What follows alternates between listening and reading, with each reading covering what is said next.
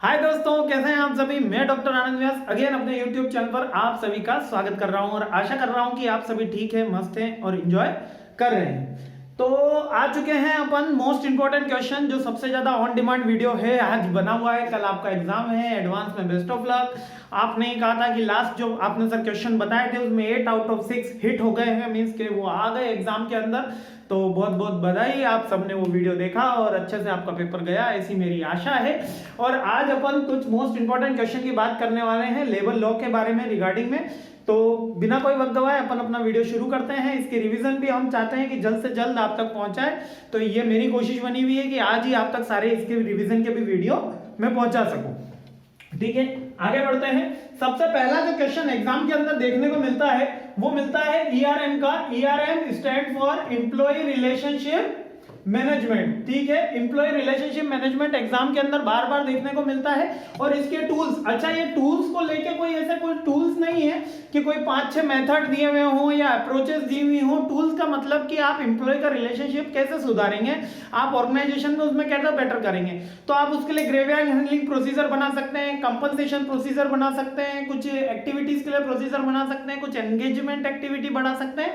तो these are different kind of tools. जब अपन इसका रिवीजन का वीडियो होगा तो उसके अंदर और डिस्कस कर लेंगे। लेकिन अभी फर्स्ट इंपॉर्टेंट जो क्वेश्चन फर्स्ट यूनिट से निकलता है वो होता है ईआरएम क्या है और इसके टूल्स कौन से हैं।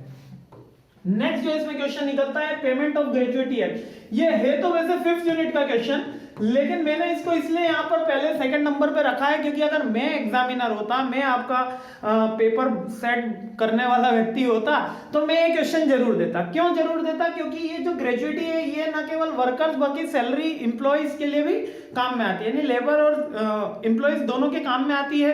दोनों के लिए एक इंपॉर्टेंट एक्ट है। एचआर के बंदे को ग्रेजुएटी और पीएफ दोनों के रूल्स तो बिल्कुल एकदम याद ही होने चाहिए। सबसे ज्यादा डेली रूटीन लाइफ में उसके जो वर्क काम में आता है वो ग्रेजुएटी एक्ट के होता है। और जब हम किसी एक्ट के बारे में अगर मैंने बोला है तो आपको इसके मिनिमम 10 प्रोविजन लिखने हैं।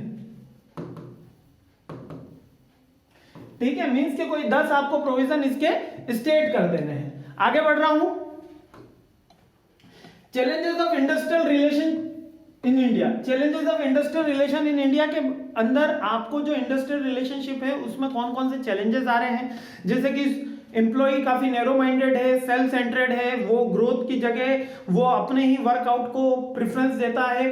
आप कह सकते हो कि इंडस्ट्रियल रिलेशनशिप जब हम एम्प्लॉय के कौन से नेगेटिव पॉइंट्स हैं, वो डीमोटिवेटेड होता है वर्क के लिए, only for work for a particular salary, वो उसको केवल वेजेस से मतलब होता है। ऐसे जो 3-4 इसके अंदर पॉइंट है, वापस से कह रहा हूं इसकी कोई टेक्निक्स नहीं है, ये एक थ्योरेटिकल क्वेश्चन है और इसके पॉइंट्स आपको बहुत याद अच्छे से होने चाहिए। और इसका भी रिवीजन हमको कराने की पूरी कोशिश चल रही है कि आप तक आज सारे रिवीजन के वीडियो पहुंच जाए।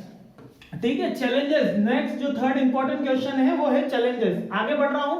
आगे कलेक्टिव बार्गेनिंग, ये एक बहुत ही सिंपल और बहुत ही इजी और बार बार पूछा जाने वाला क्वेश्चन है। ये आरटीओ के पेपर में, राजस्थान टेक्निकल यूनिवर्सिटी में तो हर साल देखने को मिलता ही है, गुजरात टेक्निकल यूनिवर्सिटी में भी मिलता है और एक साल छोड़ के आपको ये आपकी एकेटीयू यूनिवर्सिटी में भी मिल जाता है। काफी इजी क्वेश्चन होता है। जैसे एक डायग्राम बना रखा है, कलेक्टिव बार्गेनिंग क्या होता है, वर्कर्स और एम्प्लॉय के बीच में एक कोऑर्डिनेशन बनाना और बेस्ट आउटपुट उसमें प्रोड्यूस करना, दैट इज कलेक्टिव बार्गेनिंग। ठीक है, ये कलेक्टिव बार्गेनिंग के उसके अंडर में आता है। नेक्स्ट है, थोड़ा सा रब करना रह गया यहाँ पर, एक सेकेंड।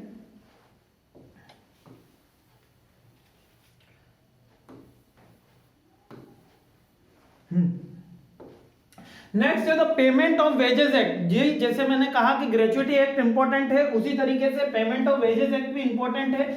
जब भी हम कोई एक्ट की बात बोल रहा हूं तो आपको उसके मिनिमम 10 प्रोविजन याद होने चाहिए।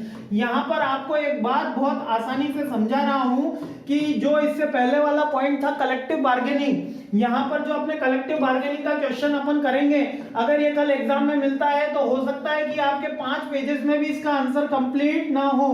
लेकिन जब हम किसी एक्ट की बात करेंगे, किसी लॉ की बात करेंगे, तो होगा कि उसका जो क्वेश्चन होगा वो हमारे 2 पेज, 1 पेज, 1.5 पेज के अंदर भी कंप्लीट होगा। केवल हमको प्रोविजन लिखना है। यहाँ पर पिन पॉइंट बात चलेगी, या तो आपका सवाल सही होगा या गलत होगा, थोड़ा ठीक ठाक सही हो ऐसा संभव नहीं है।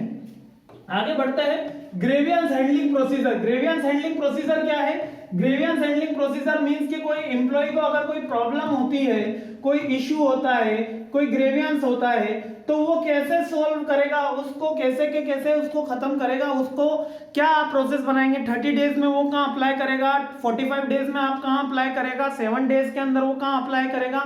जैसे कि उसको उसकी वर्क जो एनवायरमेंट है उससे दिक्कत है, तो उसके लिए वो कहाँ उसका ग्रेवियंस सॉल्व होगा, कहाँ उसकी प्रॉब्लम सॉल्यूशन होगी, उसका क्या प्रोसीजर होता है, क्या आइडियल प्रोसीजर होता है। यहाँ पर आइडियल यानी बेस्ट प्रोसीजर की बात करी गई है, जो आइडियल प्रोसीजर है उसकी बात करी गई है। ये एक बार बार पूछा जाने वाला क्वेश्चन है, ठीक है।